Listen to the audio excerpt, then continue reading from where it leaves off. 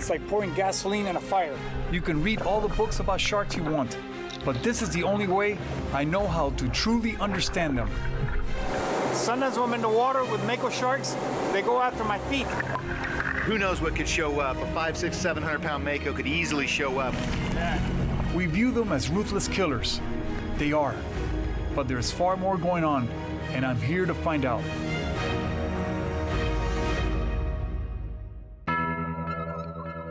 I am Manny Puig.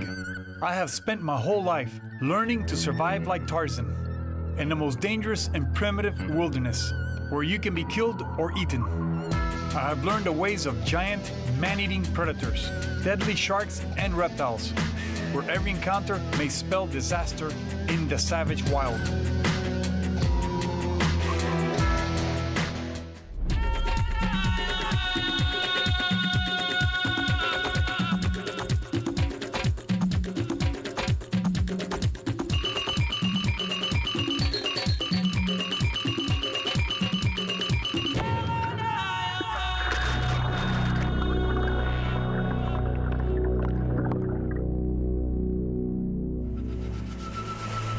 Miles off the coast of California. I am on the hunt, hoping to encounter, in my opinion, the most ferocious and noble savage of the open ocean, the shortfin Mako shark. The ocean is vast, and these encounters are never guaranteed. So to improve my chances, we have brought one of the most experienced pro shark guides on the West Coast, Chuck White. If anyone can find them, he can.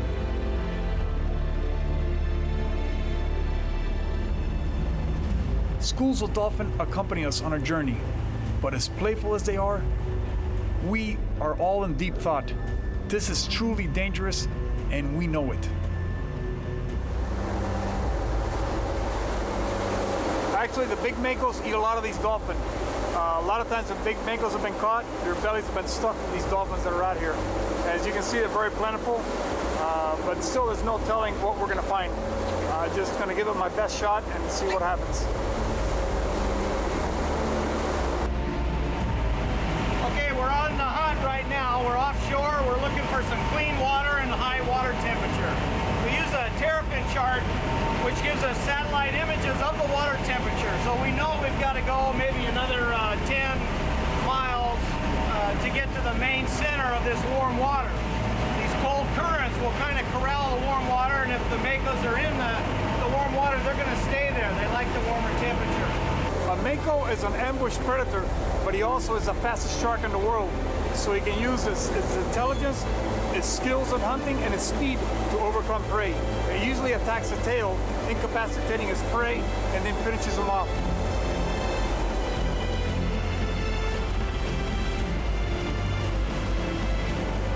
Blue sharks are plentiful out here. The blue sharks can get very aggressive. They're very prone to biting.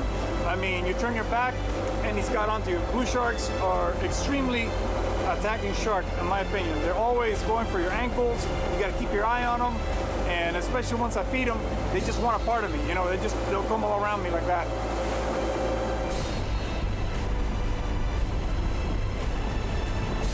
Okay, we're in the right area right now. We've got good water temperature, so I'm going to go up on the tower and see if I can find a kelp patch.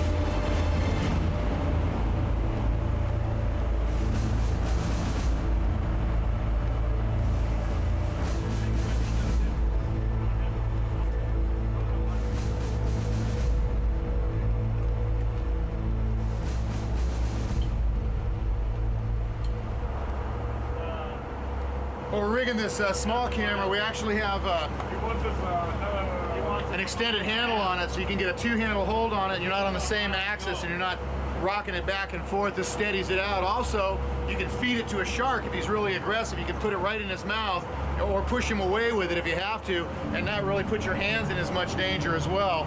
It's got a wide-angle lens on the front, so we can get real close to the action and really get some great stuff up close.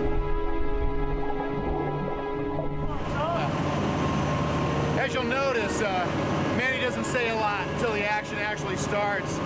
He likes to stay really reserved, likes to conserve his energy, doesn't want to talk a lot, doesn't really want to talk about what might happen. He never does that. He wants the action to happen, and then he'll come alive. So very typical of Manny.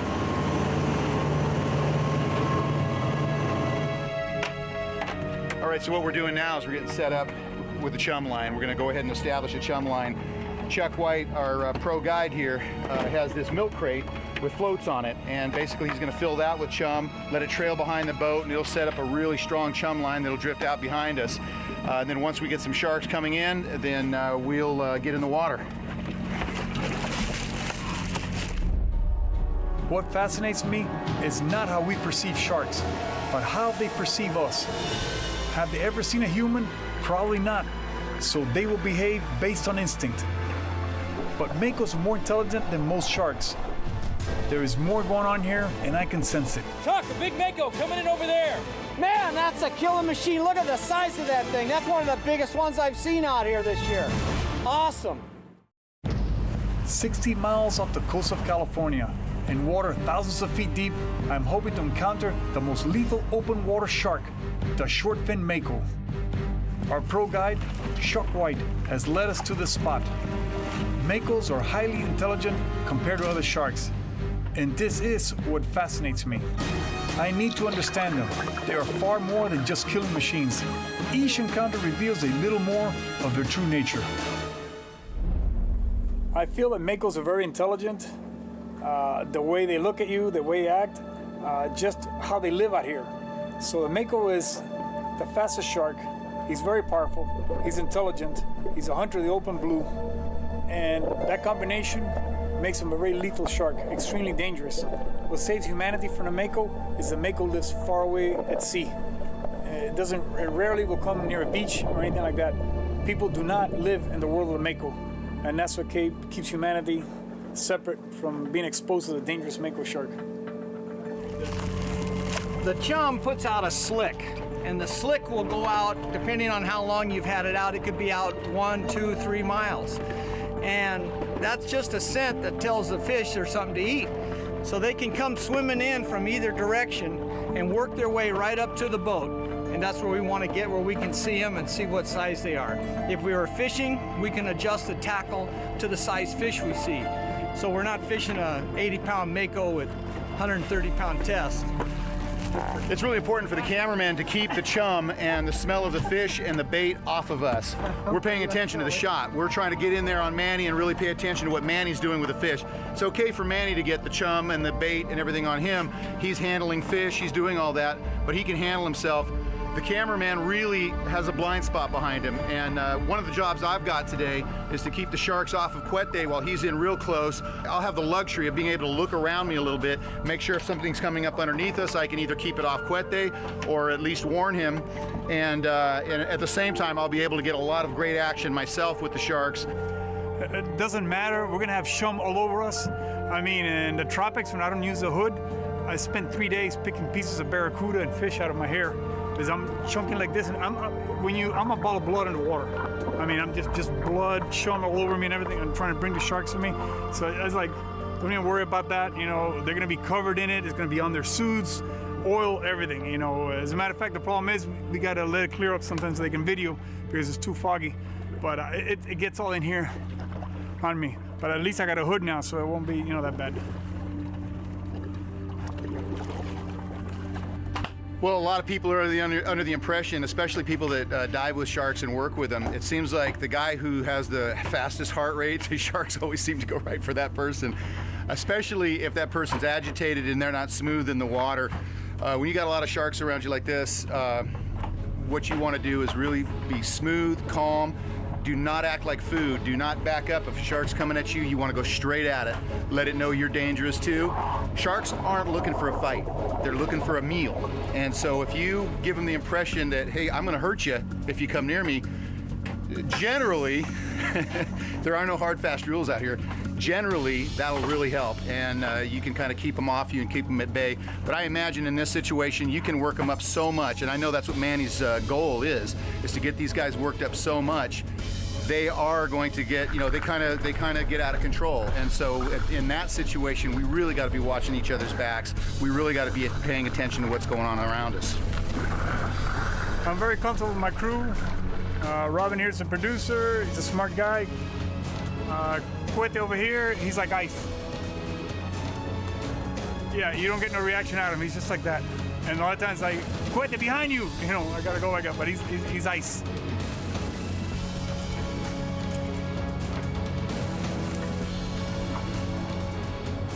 I started diving off California when I was 9 years old. That's quite a few years back now. And I remember one of the most exciting things for me was to get up on the bow of the boat as we made our way across to the Channel Islands or to Catalina and look over the bow of the boat, and about every 200 yards, a big blue shark, nice big beautiful blue shark we'd almost cross right over the top of it, and the blue shark would roll over and look at me with that eye and then boom, take off. And it was so exciting to me at the age of 9 years old. I can remember that so clearly. And you almost never see that anymore. Illegal longlining has literally devastated shark populations. It's estimated that over 100 million sharks worldwide are taken every year now, mostly for their fins. The rest of the sharks just thrown right back in the water. And out of that 100 million, they estimate 40 million are blue sharks. So the blue sharks have really been devastated, and they're absolutely magnificent, beautiful animals. Probably the prettiest shark that swims. Long, sleek, blue animal.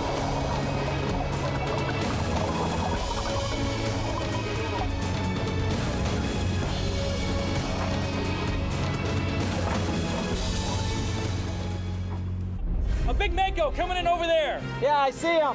I knew we would find sharks, but I had no idea so many would be coming at us non-stop from every angle. Okay, Robin, don't worry. I got your back. We're keeping an eye on it. With each encounter, I'm learning even more about these amazing predators, how they interact with me and each other. They're so subtle, but the clues are here.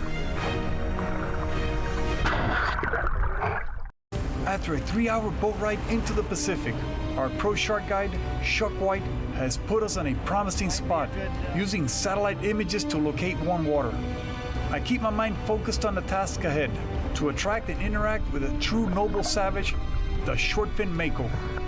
But even with this much preparation, we're just tiny specks in this vast blue wilderness. And I worry, will all this effort pay off?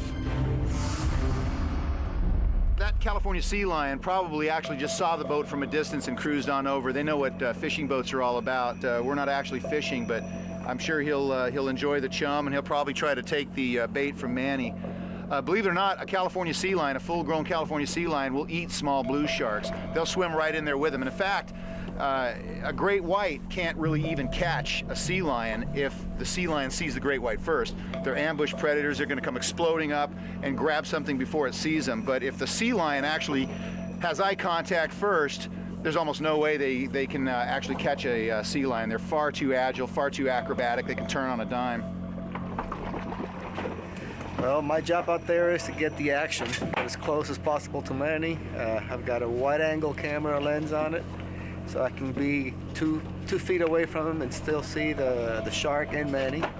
If I back off, I'll back off to about 4 feet, and still they pretty much fill up the screen.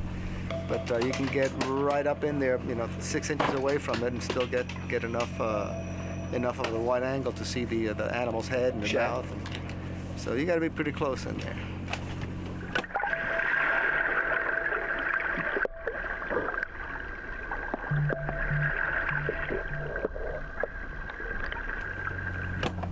Cueto, you want to hand me my camera? Let me get set up here. It's amazing how far things have come in 20, 30 years. Actually, even the last 5 years, it's amazing. But just think what Jacques Cousteau and those guys would have done to have a system like this. Here we've got like an hour's worth of video and a battery that'll go all day, and total control over the camera. It's really amazing how good these systems are. They're so state-of-the-art.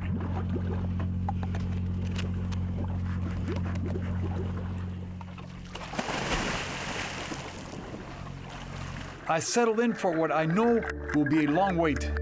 Mako sharks don't just come charging up from the deep. You have to give them a good reason to appear. And then, if there's nothing to keep them, they will disappear just as fast. By making noise as I shred each skipjack tuna, the sharks will actually think I'm feeding and will attempt to steal my food from me.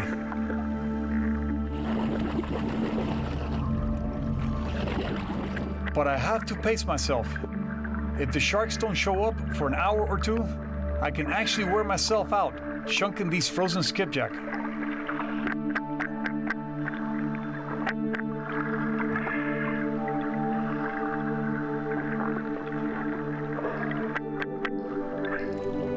The shun bucket that Shuck White has tied off to the boat will spread a slick for miles.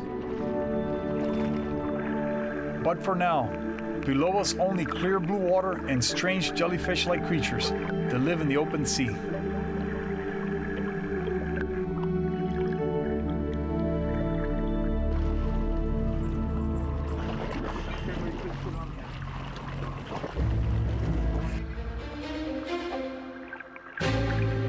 Shark! Coming right at you, right here. Two Makos charging straight in together, a 5-footer and a small one. I am thrilled to see them, and these are only the first to arrive.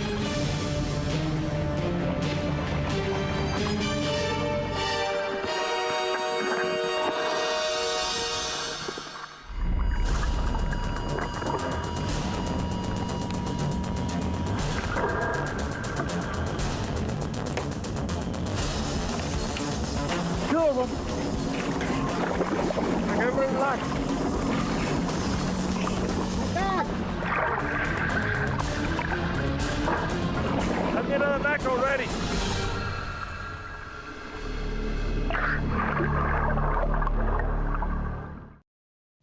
We are 60 miles offshore and water thousands of feet deep, hoping to encounter the noble savage of the open seas, the shortfin Mako. And it seems we may have hit the jackpot.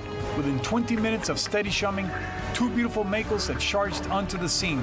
They're sizing us up, and I can almost read their minds. They want to steal my fish and then rip us to pieces. Two healthy Makos are stalking us. For now, they keep their distance. Two of them. Everybody relax. And then they disappear into the gloom like ghosts.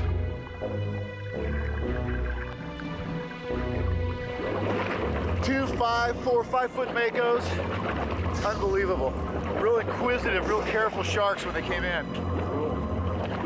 They're still around. I think they've got friends.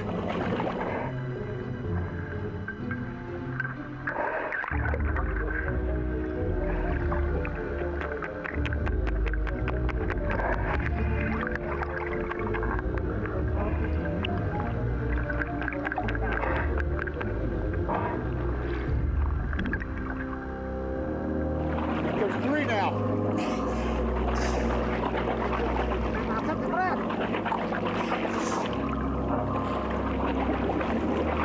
Back up, everybody.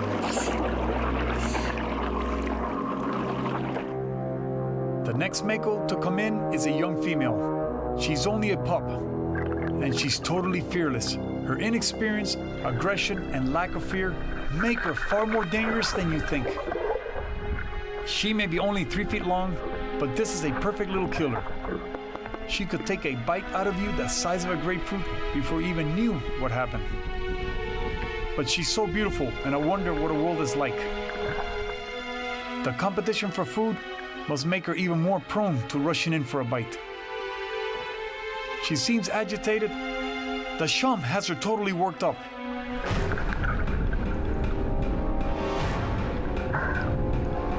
In a flash, things get really dangerous.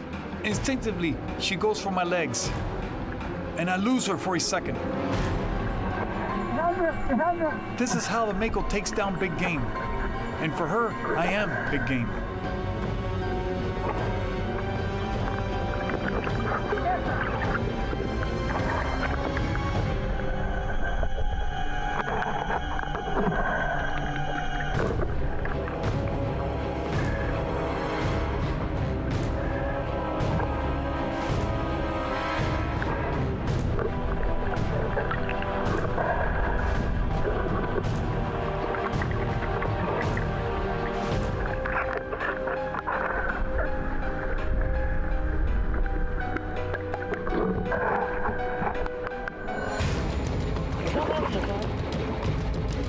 He's right there at the back of the boat, Brian, right underneath you.